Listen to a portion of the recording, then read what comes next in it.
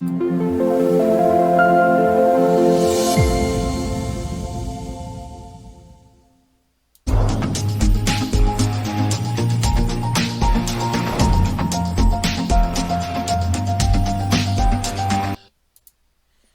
everybody. This is Justin Case of American Newscape, rejoining our friend Scott Dudley for American Consciousness. Hello, Scott. Welcome back to American Newscape.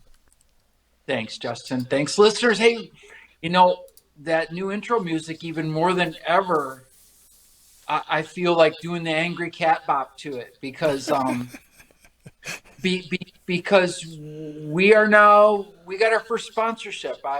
The people at the dog park, one of the people at the dog park donated to the show, donated actual Turkish coffee with cardamom in it. And so Wow. now I'm going to be like, by the end of the show, you won't even be able to see me. I'll be moving so fast. Well, and with cardamom, you're going to live forever, right? You know, the rumor has it that the whole reason that they gave this Turkish coffee to the show was because they didn't like cardamom in their coffee. But I'm willing to concede the point because the cardamom actually kind of tastes good, and when you get right to the end of the cup, it's like it kind of pushes through the coffee taste a little bit, and you're like, oh, there it is. And I like cardamom. I've got, it's one of the more expensive spices, and yet I've got some in my spice rack. Well, that's good, Scott. I use a mushroom supplement in my coffee because I saw more of those stupid infomercials and then found another source. And I was just going to try it. And actually, it makes the coffee taste better, and I use less coffee now. I And so does Luna. it's a Luna sighting. Yeah, because she's like, oh, he's got blue tape up today. I'm going to help myself. No, Okay. I use a mushroom supplement, chai tea for in the evenings. So it's got a little tea in it. It's got a little chocolate. It's got plenty of spices, and it's got some mushroom stuff. I'm not sure if it does anything one way or the other, but it tastes good. It warms up my belly in this, in the wintertime, and we're good. I'm a loyal customer at this point. Well, good. We shouldn't use winter time because we have too many viewers that are actually experiencing real winter. Like real winter, right? Yeah. I'm sitting here in a t-shirt, so yeah. So, all right. Well, let's get to it, Scott.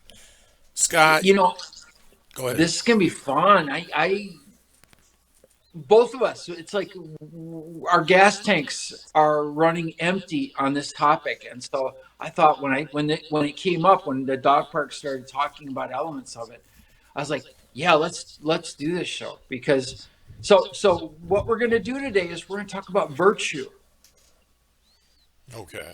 and the more the merrier, right? I mean, if we walk out of here at the end of the day with a head and heart full of virtue, and it lasts us, maybe an hour or two out on the streets, then mission accomplished. Well, I agree. And if we can help people find a virtue in the oddest spots, they can feel better about themselves, right?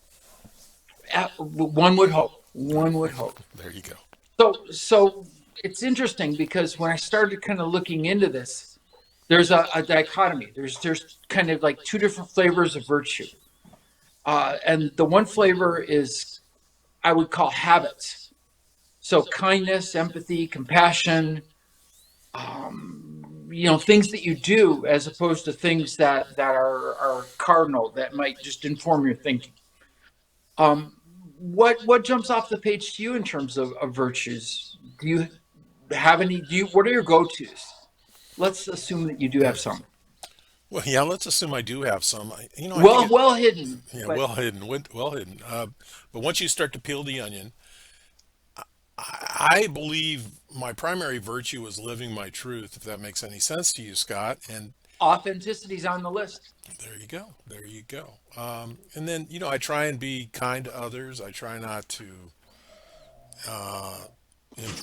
impart myself to others or impose myself on others. But, that's some days I'm better at that than others. So I think that's a lot of it. I think you're full of them. I mean, you have I'm full compassion. of it. I'm full of it, literally.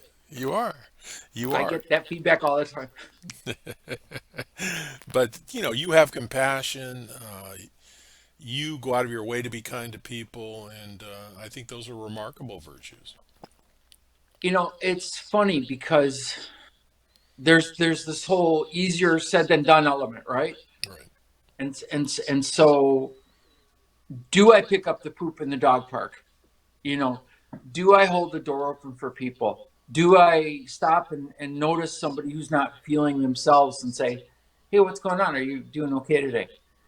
And that's kind of the standard I hold myself to, because ultimately I think one of the tricks about virtue is it's really self-examined. So it's really hard to look at another person and say, "Wow, they're really virtuous," because they may just be uh, acting. Well, they could be. And you're right. It's self examination, and we all have our definitions of what's virtuous to us.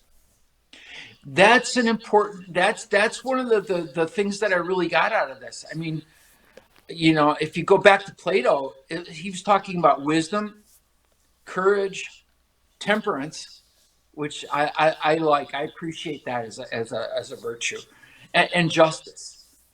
But if you look at those, you can see that already that there's so many different lenses.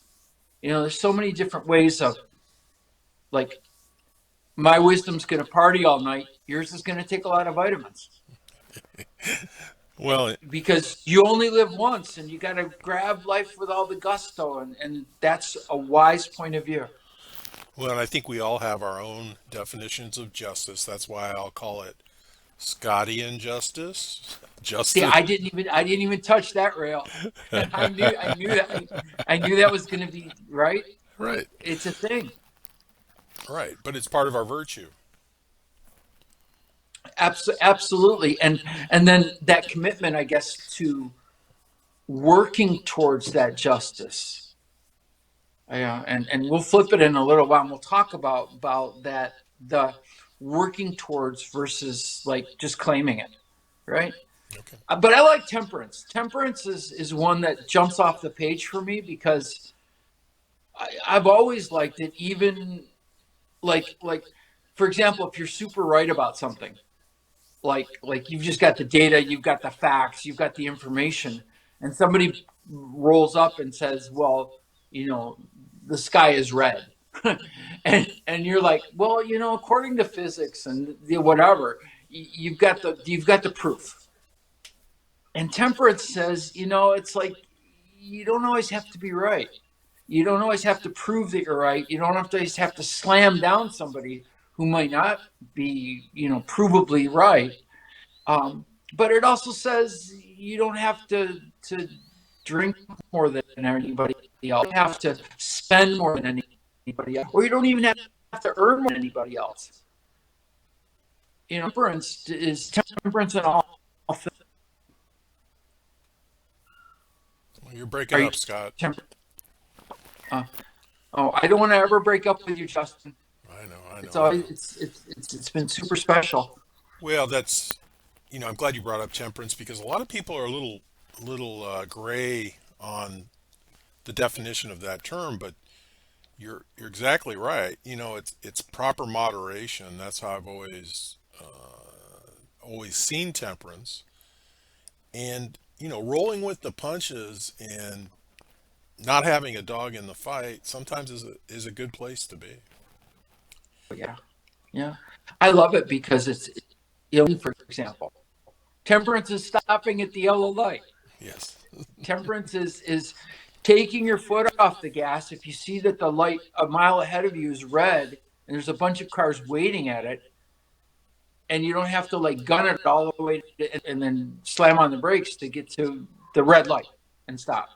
Temperance is, it's red. I'm just going to take my foot off the gas, and that, maybe you've talked a few times before about, you know age related growth, maturity through experience, and so I think maybe a lot of temperance comes from elements of just live and learn. Well, that's certainly where wisdom comes from. Well, as a college student, I can definitely say, temperance developed out of experience. Well, exactly. We don't want to keep score on what we what we've determined we were wrong about in our past, because that would be, Oh my goodness. yeah, that would be a big chalkboard. I, I always kind of flash back to the day that they put a breathalyzer in the local college bar, and obviously with all good intentions, like are you okay to drive? And uh, instantly it was like who can get the high score, Right. Right. and so we're playing it like a pinball machine, trying to like rack up the highest score, and you know and that's intemperate and probably not wise. No, it isn't wise, and a missed opportunity.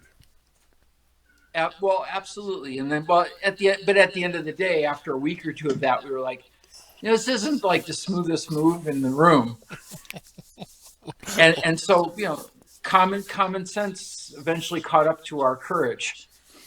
Well, and we all find comfort in the fact that you were not the ringleader of those hell raisers. You know, I'm not sure who I was in the from ringleader to follower, but it certainly occurred to me that this is one of the possible uses for this machine. And so I wasn't pouring cold water on the idea at any point. Right. But there's some other ones. Let's fortitude. Fortitude's an interesting one to me. I get a lot of people posting, never quit. And I've always been kind of the opposite. It's like I've always been, if it ain't working and it ain't gonna work, then don't waste any more time and energy on it.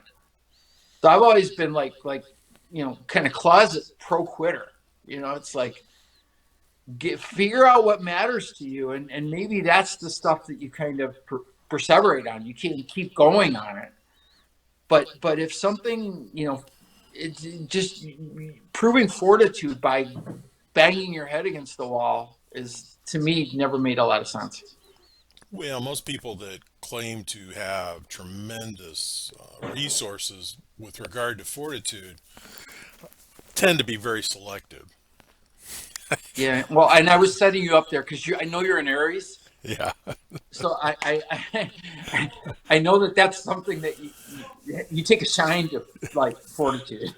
Well, yeah, in certain things I have a tremendous amount, but, in reality, other things I don't. So it's selective.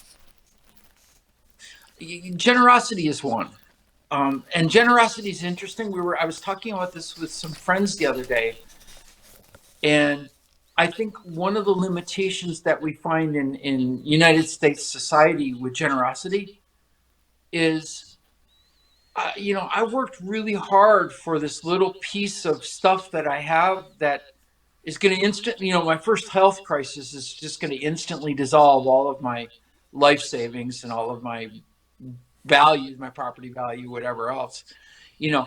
And I realized that, and I've kind of come to terms with it. But I worked hard to get this stuff, and so I can be generous to a point. But when I see people who have more than me, not really being very generous, whether it's tax paying or whether it's giving to Giving Tuesday, whatever, I kind of like, well, why should I be the one here to like do this if, people who seem smarter and certainly have accumulated more wealth are hesitant to do it. And that's kind of I was talking about this with one of the people, and it was like, that's kind of the paradox of capitalism. It's like, yeah, everything's got a value, and to everybody, do what you can in that system. But then generosity takes a hit at the end of the day because it feels uh, like you're being played if somebody with a lot of money isn't doing it, but they're saying, hey, why don't you do it instead? Well, there again, generosity is lot more complicated than monetarily, because generosity comes in time, and you get back to your compassion.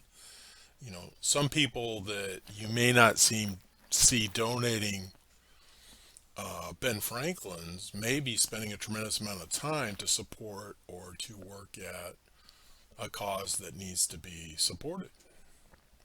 But then are the people with Ben Franklin's doing that, you know, or are they just looking for their next Ben Franklin? That's really where it gets kind of weird for me. I will Okay. say this: I've actually got a moral standard on generosity.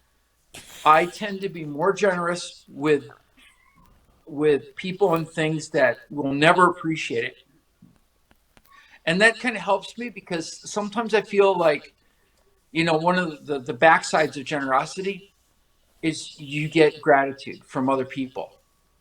And if you're doing it for the thanks, to me, it kind of pollutes it a little bit. So for me, like, feral cats is a really good example.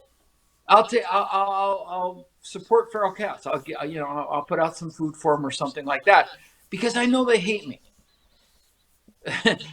They're never going to roll back and say, really appreciate the meal. They're just going to be like, what the heck are you doing in my space? Get out of here. Well, okay. Okay. Okay. And that makes me know that it's truly generosity because I'm not getting any coin for it. I'm not getting any flowers, and that helps me. Okay. Well, you're not the poster child for gold stars because you don't like kudos, and so that's a perfect I'm place for you. highly suspicious of kudos. I am because it's like, what are you trying to get out of me, right? So, which is interesting because we're going to segue over to another virtue, and that's self-respect. Okay. What self-respect is a virtue. How do we harness that? How do you play it in your life? Well, it's certainly subject to change. I try and keep myself in good standing on the self-respect scale, but occasionally I disappoint myself, which I think we all do. So then I need to show some fortitude to get back in my own good graces. Even if it means cleaning up my own mess Yes. and taking accountability for that at some level. Right. Absolutely. Yeah. I think that's a challenging one. Um, Good temper. I think we're both of us have not managed to go to jail on assault charges, so we're probably doing okay there. Right. 17 arrests, no convictions. No. Well, one of my favorite lines from a movie, but yeah, yeah, exactly. I think we both do well to manage our tempers, as we should. I saw a meme the other day that said, "I wish all wellness upon you, and I will support you in anything." And then, like, two lines down, it said, "You effing this and that. You cut me off without a turn signal. What are you thinking?" Yeah, right, And exactly. it was like, that's kind of me. I've actually been lucky. I adopted a dog. A dog was given to me. I didn't actually like go out and pursue the dog. The dog landed in my lap, and she's had some abuse issues, and so she's super sensitive to frustration and anger. And she's got a look that she gives me when I start like yelling at the TV remote because it's not doing what I'm trying to get it to do. And it's fantastic because I'm not even aware at that point that I'm getting like dialed up about something. And she gives me the look, and I'm like, oh, I'm getting a little dialed up about this. I need to take a breath, relax, take a step back, and so I've got an emotional support dog, and that helps. Well, she helps you keep your self-respect. Oh, absolutely. Well, because yelling at the TV remote is not a very productive strategy for getting it to actually work. Well, and a lot of people might consider the not a healthy activity. And it's one step short of like slamming it down and breaking it. So we don't want to do that either. Right, absolutely. Patience is a virtue. I've heard that. I've developed some patience over the course of years, but it's not one of my virtues. That's not an Aries thing, is it? I mean, No. He who hesitates is lost is an Right. Aries thing. Yeah. Damn the torpedoes, full speed ahead. Yeah, that's an Aries thing. Yeah, yeah. Same thing with Gemini. We tend to be like I'd rather say I'm sorry than ask for permission. Well, I won't make that admission, but right, right. So that's a glimpse into some of our fortitude, whether it's serves us well or not. Well, and probably a glimpse into a virtue of being self-aware and knowing that there are certain places where we might not measure up very well, and trying to kind of mitigate that as much as we can. Right? I mean, it's like I'm not always going to stop from being impulsive and saying the first thing that comes to my head, but at least I'm aware that sometimes that causes harm, and then I can go back and kind of deal with it.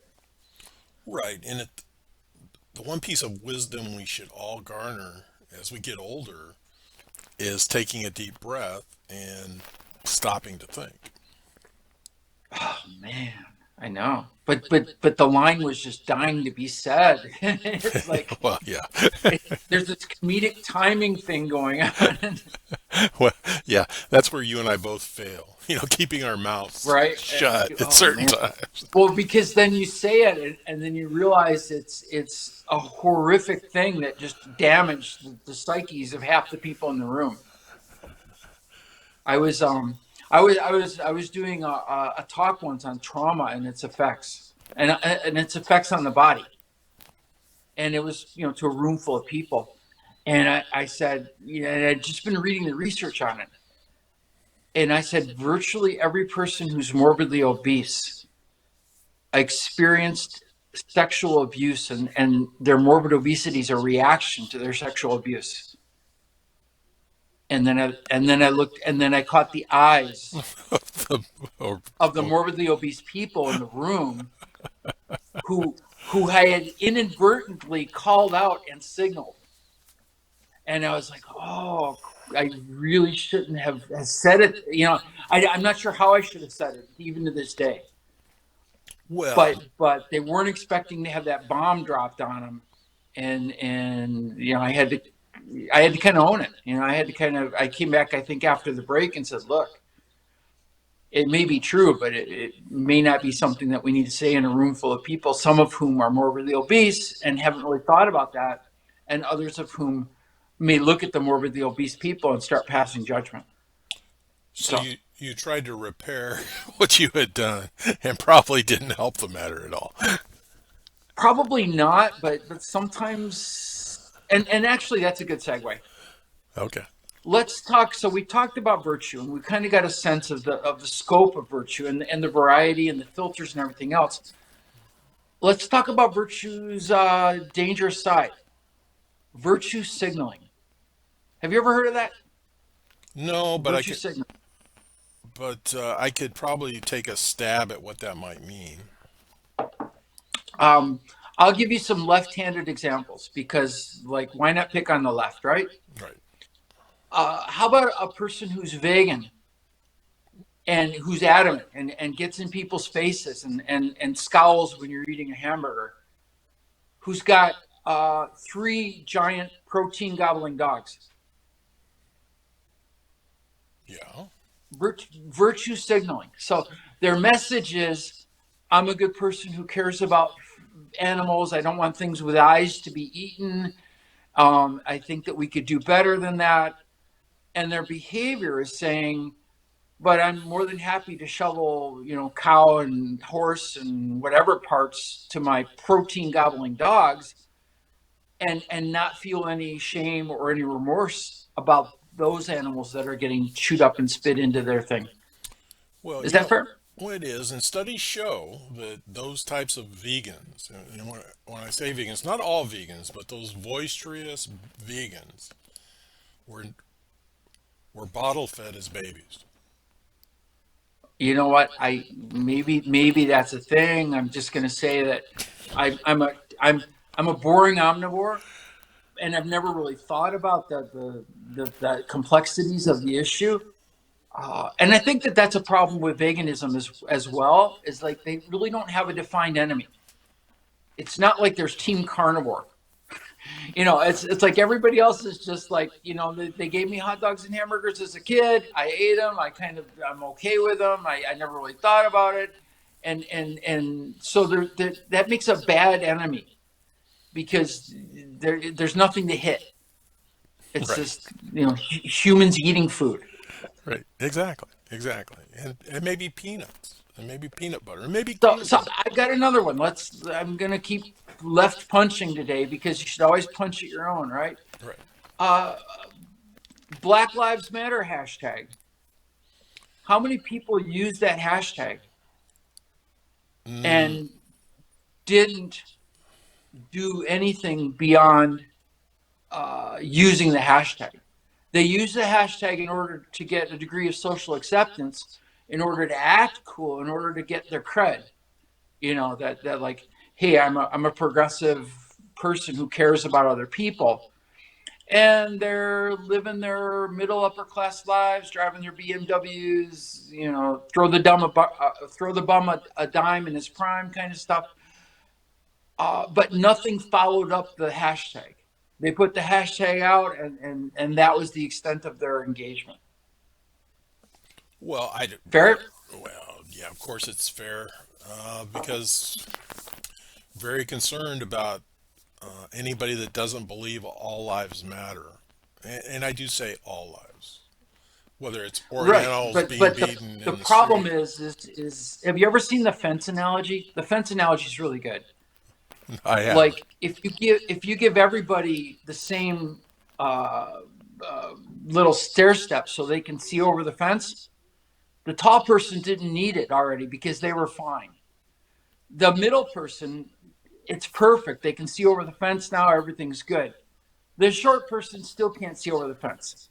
That's really the equity argument that fairness and justice is different for different groups of people because different groups of people have it harder than other groups of people.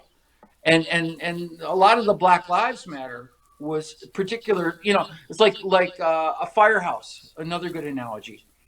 It's like all houses deserve not to burn down, but the houses on fire are the ones that really need the attention. No, And exactly. and and that was the whole element of Black Lives Matter.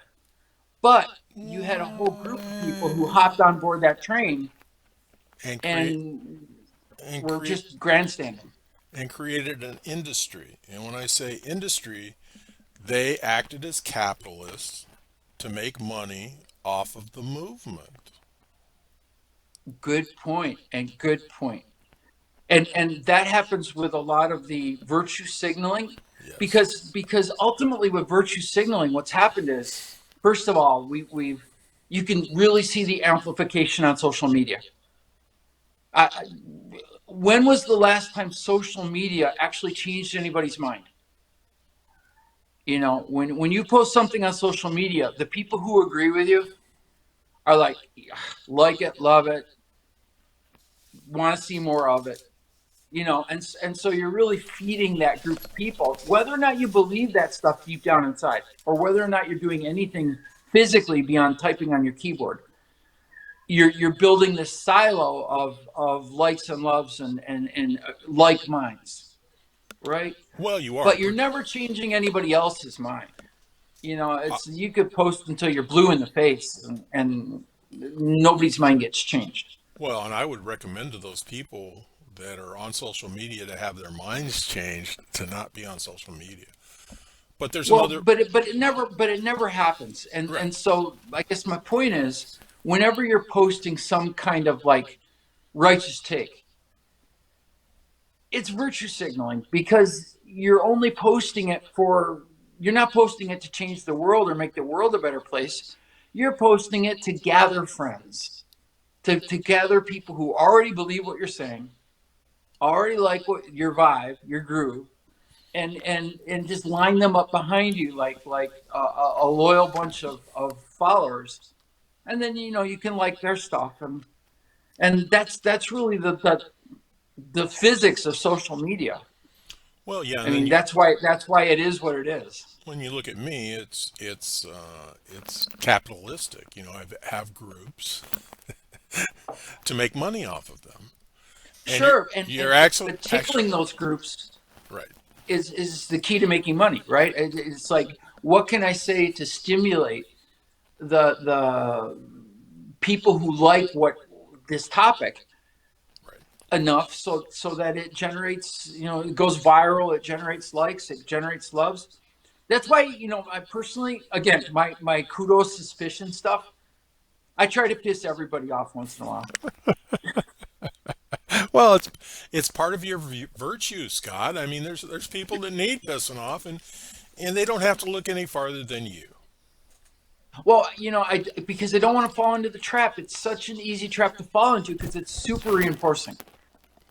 If I said, something really, if I posted a biblical quote, right, um, every day, then all of the Bible loving people would like hop on board and say, you're a righteous dude, and I appreciate your spirituality, and but the problem is nobody ever posts Jeremiah chapter 17 verse 9, and I quote, the heart is deceitful above all things and desperately sick. Who can understand Uh, Edgar Allan Poe, it? Right? right? Well, it's just, but don't kid yourself. If you're posting biblical quotes, you're going to be judged on the Bible you're using to quote them. Okay, well, that is also true because I actually have a Bible I prefer.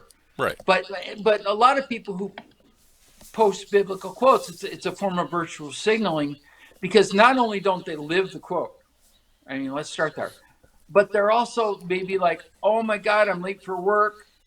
I need something, open the book, point to something, do it, or Google most popular biblical quotes and just copy and paste it and drop it in there. And then I'm a good human being. Then I'm righteous. Well, they have in their world of assessing virtue, they've solved their problem. But Don't it's like in Monopoly where you get like you draw the chance card and it says go to boardwalk. right. It's like you didn't roll the dice to get there. You got lucky. Well, you did, and most people play Monopoly not by the rules because when you're bankrupt, they give you more money so you can keep playing because they feel sorry for you. Well, Monopoly was originally developed to show the exploitation of capitalism in U.S. society, and then they tweaked it a little bit to make it even to make capitalism seem like really the desired place. Because to win the game, you have to kind of wipe everybody else out. Well, yeah, and it was the other use of for Monopoly was for McDonald's so they could give away prizes.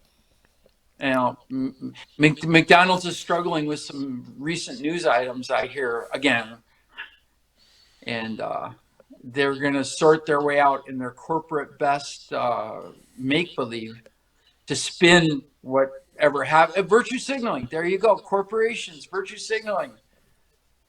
There's an easy win. Well, yeah, You know, exactly. 27 Pintos exploded, and Ralph Nader made a nationwide cause out of it. How many Teslas have exploded? Well, Oh, well, right, but until somebody can figure out a way to capitalize off of Tesla's exploding, there will not be a movement, as was Ralph Nader's movement. It was all the about Ralph Nader might have been money. virtue signaling in a way. I mean, he seemed Well, awfully righteous, right? But he well, got lots of time and attention. and money, and money. And that's the thing to remember. These grandstanding, virtuous movements tend to be all about the money. This is sponsored by our Turkish coffee with cardamom in it. Yes. And so if you want to be a part of our show, hit up Justin on the comments and send us free stuff. And there you go. And we'll give it, and we'll provide it some virtue even if it happens to be false virtue. We will do Warhol. We'll do like you'll get your 15 seconds of fame, Yeah. and then we'll move on to whatever we were thinking. So let's kind of tie a knot around this thing and throw it in the trash or make it useful. So understanding what we understand about virtue, and that is that virtue can be seen through any lens. So anything that you think is virtuous may in fact the opposite be virtuous to another person. And then a lot of the things that we do are almost accidental. We don't even think about when we're posting on social media, oh, this is going to make me look cool. I posted a really good dance song today on social media from the 70s, and I'm sure there was a part of that that said, hey, people are going to hear this song and they go, hey, Scott was dialed in the 70s. you know so was it virtue signaling? Was it just I was trying to be entertaining? What was going on there? How do we how do we get the good out of virtue without falling prey to the exploitive factors that are just so natural and are really amplified in on the internet and social media? That's really the question. Well, it's just, some people will buy Girl Scout cookies and feel like they've made this benevolent gesture. Oh, and then they post a selfie on social media and it says, look, I'm supporting the Girl Scout cookies because I bought all of these cookies. Well, for years I bought Girl Scout cookies and had them sent to troops that I knew that were serving overseas. And all of a sudden they developed a program. Nice. Well, once they developed And that you didn't program, brag, and you didn't brag about it. So you no, and you didn't you I'm weren't like posting selfies of you no, no, packing up no. boxes. And I'm guessing the first year that they sold Girl Scout cookies, somebody was sending them to troops overseas. So did I pioneer it? Absolutely not. But now they do it. And I think if you buy Girl Scout cookies and have them sent to troops, which the Girl Scout program will allow you, I think everybody wins. But if you buy them to eat Justin, them, if you buy them to eat them, I'm concerned. It's not very virtuous. Justin, the Veterans Administration just texted me. They want you to kind of help out a little bit with the diabetes costs for some of these troops that Well, ended up with cookie bonuses. became cookie monsters. I think I will respond to the Veterans Administration. I believe that's the least of those troops' problems is their future diabetes. Because when it's advantageous, the world will cure diabetes in one fashion or another. Ooh, that's an interesting possibility, isn't it? Hmm. You know, I come from a long line of people with diabetes, and I had a friend that I worked with who had diabetes, and so he had the poke strips, right? He had the poke machine that tested you and stuff like that. I was like, let me play around with that for a little while, and he's like a really generous person, so he said, sure, no problem, Scott, we'll hook you up. So she taught me how to use it, and then I uh, everything that I ate and or didn't eat or was fasting or whatever, I would test my blood sugar. And so I figured out a group of food that I could eat every day, all the time, that kept my blood sugar nailed at about 97. And that was the end of it. I've never done any fasting tests for the doctor. I've never done anything. I'm not showing any symptoms. And so in a way, getting out in front of it like that was proved to be my best strategy. Well, that's good, but there again, diabetes comes in so many different flavors, and it affects Oh yeah, yeah, yeah. certain people, certain. It's just like mental health. Some people may need additional levels of support, and that is normal and helpful. Well, So ultimately, if you need the level of support to survive, in particular, well, then you got to go get it. well. Diabetes became a chronic disease because in the '70s, even in the late '80s, the high Dunkin' Donut. the high level for glucose was 200. And then all of a sudden, all of the industry, primarily the doctors in the diabetes industry, got together and changed that number to 150. And all of a sudden, you had 800% more people with diabetes and prediabetes. And now they've adjusted it down to 125. Do you see the Yep. trend? Yeah, we're increasing market share. Exactly. You know, Exactly. on a different one, they did that with blood pressure too. Oh, true. And, You know, that all of a sudden, high blood pressure was like what used to be considered normal for people my age, and I'm like, okay, right. Well, it's kind of like statins. Everybody that doctor is peddling statins because that's something that they can certainly peddle to everybody over the age of 40 years old. Do some research on it. yeah, yeah. I take a lot of heart friendly supplements and blood pressure friendly supplements because I realize that my cardiovascular system is 62 years old, Right, right. and it's going to need me to be more cognizant and caring of it than when I was 22.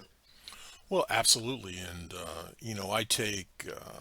I take fish oil not because I was told to, but it lowers my blood pressure and I actually feel better taking it.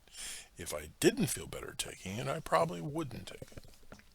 Now, are we virtue signaling like preemptively healthy people taking care of ourselves, and that Well, makes us a little bit cooler? Or I hope no, not. false alarm, false I, alarm. I hope not because everybody's different. What's good for Well, and 90% of and the people may honestly, work for you. well, and here this is one of the differentiations between virtue signaling and not is, are you actually walking the walk?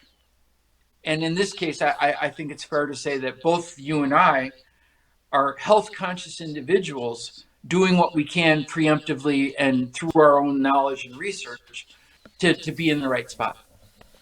I'd like to think so, Scott. I think we could both do better, but yeah, I think we take some ownership on trying to, function, and that requires help. I'm doing daily balance work now as an elderly person, as a person who watched my maternal grandmother and my mom both die of fall related stuff. I'm like, I'm going to get in front of this and I'm going to start balancing and I'm going to start working on things that improve my coordination and my spatial awareness. And I'm going to hit that one hard because I already know that genetically I'm inclined to move first and ask questions later. And that ends me up on my butt way too often. Yeah, I've always been a faller, and it scares people, but I've fallen so many times in my lifetime. I'm a very good faller. I'm not a bad faller. You know what? You get this moment where you realize you're falling Yep. before you land, and you use that moment wisely to kind of anticipate. Okay, I need to roll this way. I need to Yep. turn this way. I don't want to fall on my head because those are the headshots are the fatal ones. Yeah. Well, yeah, and but kudos to you. Soon you'll be doing Tai Chi. You'll be in the backyard. People are going to look, and you're going to be doing Tai Chi. I talked to a Tai Chi guy once, and he did a demonstration. He said, "Okay, try to move me." And I'd been lifting weights, and I was a big guy at that point. I was like 240, but I was strong 240. And I was like, "Yeah, you know what? You're 5'8", you weigh 165 pounds. I'm just gonna like pick you up and move you." And so I come at this guy, and he's so good at using his awareness of force and movement that he's rock solid on the ground, and I can't move him. And everybody's, he did this in front of a lot of people, and all of a sudden I'm feeling like really inadequate, and there was no virtual signaling my way out of this. I only had to like take my hat off to him and say, you know what, this is very cool, and someday I hope to be this practiced that I can do stuff like this. Well, I think that would have been a job for an Aries because I've been through that drill myself. Did you move the guy Yeah, or girl? yeah, I did. I did. But, realize when I was younger, I used to look at walls and think, if the Hulk can go through the wall, why can't I go through the wall? I have inadvertently taken out some drywall indoors. It's part of being a big guy, right? Right. It's like mass and physics and velocity, and boom, there's a hole in something. Right. There again, the Tai Chi masters, it's almost mystical because they put this power of suggestion in you that no matter how you disbelieve them, it takes a lot of fortitude to overcome that suggestion. Maybe that's actually like an inadvertent key to our talk today on virtue. Having that fortitude, having that internal awareness and commitment to make the virtue a virtue Right. instead of just pretending, or instead of doing it out of insecurity, or instead of doing it to gain something from someone else.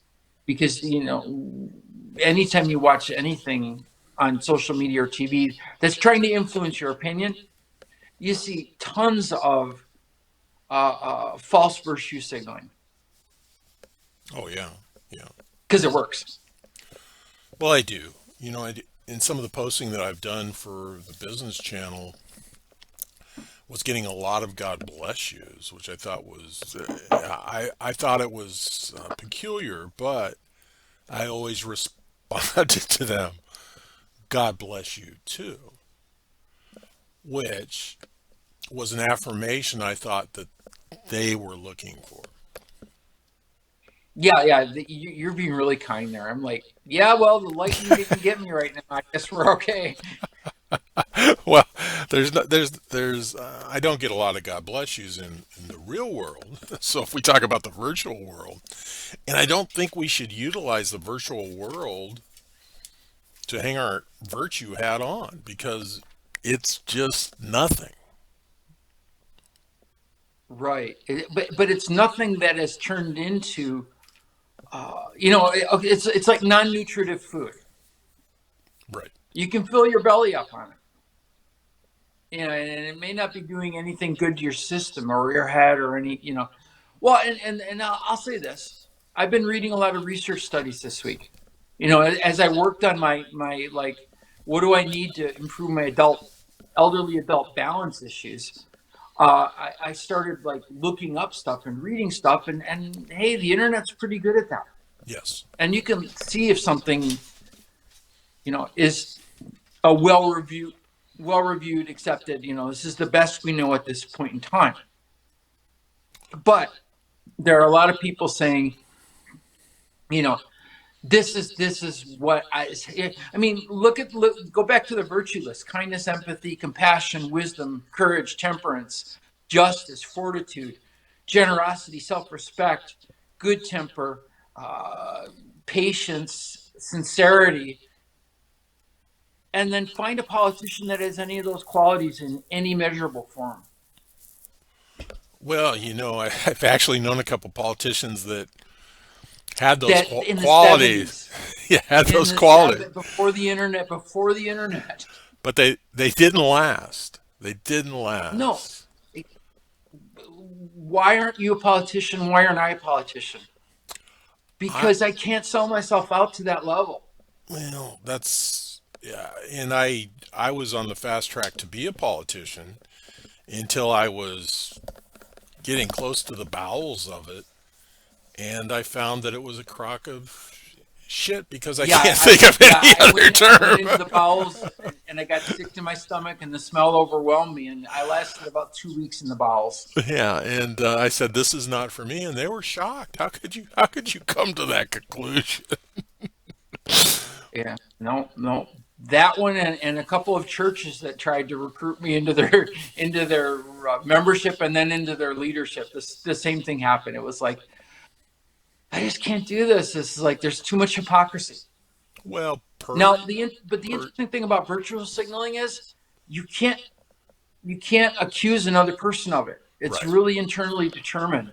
right. And so the minute you say, "Well, you're totally virtually signaling on that," you're setting yourself up for an unsuccessful argument.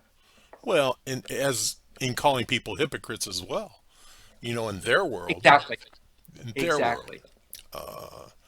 And and I think that's an important thing we all need to keep in mind. And sometimes we keep it in mind, and sometimes we lose track of it. But in their world, in their perception, Well, and it's a heck of a lot easier to point fingers like this and not realize the three are pointing at you with things like virtue signaling and hypocrisy and those kind of judgment value things. well, absolutely, and that's where self-respect comes into play because we catch ourselves doing that from time to time. So if I want to be virtuous, I need to buy a really good mirror. Possibly, but then you might fall into the narcissist category. So you be careful. Right? There are surgeries available, right? Not in the scope that I would need. I get my lips puffed up. There you I've been seeing some of that. And, okay. or you know what? Can we get a sponsorship for some filters on this thing? Could I look a little more Brad Pittish? That would work for me. Well, I could actually change the aspect and color and lighting, and you would look different, but I'll maybe be not Pitt. better. You be Clooney. I'll be Pitt. We'll hit the big time Okay, okay. I'll go for George Washington. I understand he was a dramatically impressive human being. with wooden teeth. Well, That's that not was going to show he, on video, it may have, as long as the termites were at bay. right? Well, okay. So fortunately, there are no cherry trees where we live. That's, well, So Jamaican cherry trees, but they struggle. yeah, yeah, yeah. Otherwise, it's just not cold enough here for them to bear fruit. Right. All right, Justin, it seems like we've had a good talk on this one, and ultimately, I want people to really reflect on their whether they value virtue, and I then how do they be real with that virtue and show it rather than claim it. well, and you're exactly right, Scott. Did you get a takeaway from the dog park? Did they say something to you that was more remarkable than other comments? The biggest takeaway I got, and I got this from a couple of different angles, was you really have to be true to yourself, and sometimes that requires some difficult levels of self-examination. But if you're really going to live what you claim, then you have to. It's a level of devotion. It's a level of discipline that isn't common, and especially in this world that we live in, because that accountability is never going to come from anywhere but inside you. Oh, absolutely, absolutely. All right, That Scott. was the takeaway.